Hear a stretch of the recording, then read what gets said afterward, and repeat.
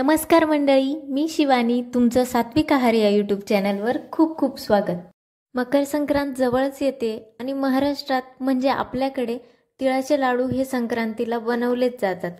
त्यामुळे मी आज जी रेसिपी बनवते ती एकदम सॉफ्ट अशी लाडूची बनवते।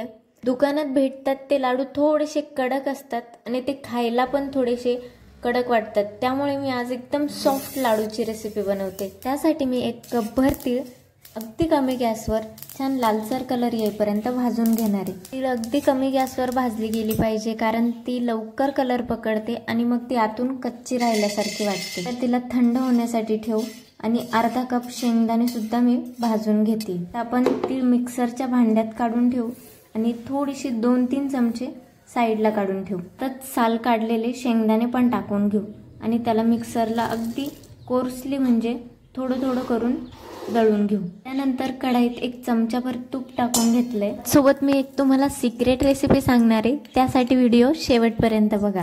त्यानंतर त्यात 150 ग्रॅम म्हणजे पाऊण कप इतका गूळ घेतलाय मी। थोडंसं गरम करून घेऊ आणि जर वाटलं तर त्यात 2 चमचे फक्त पाणी टाकायचं। तुम्ही पावडर वापरत असाल तर फक्त पाणी टाकण्याची गरज येईल। नंतर आपण तीळ, शेंगदाणा आणि जी अख्खी तीळ ठेवली होती ती टाकून घेऊ आणि त्याला छान मिक्स करून घेऊ। वेलची पावडर सुद्धा टाकू, मी थोडी विसरली होती, नंतर टाकली। सर्व मिश्रण छान एकजीव करून घेऊ। मिश्रण छान एकजीव झाल्यानंतर आपण त्याचे लाडू बनवूया। लाडू बनवण्या अगोदर हाताला थोडंसं तूप लावून घ्यायचंय। थोडंसं मिश्रण हातावर घेऊन त्याला छान लाडूच्या शेपमध्ये गोल गोल करून घ्यायचे। तर तुम्ही बघू शकताय लाडू तयार झालाय।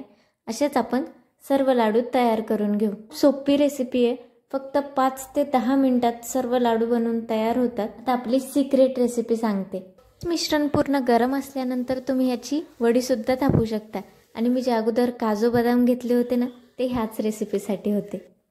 तिळगुळ आणि काजू बदाम पिस्त्याने याला छान डेकोरेट करू शकताय आणि अशाच रेसिपीसाठी सात्विक आहारला सबस्क्राइब करा।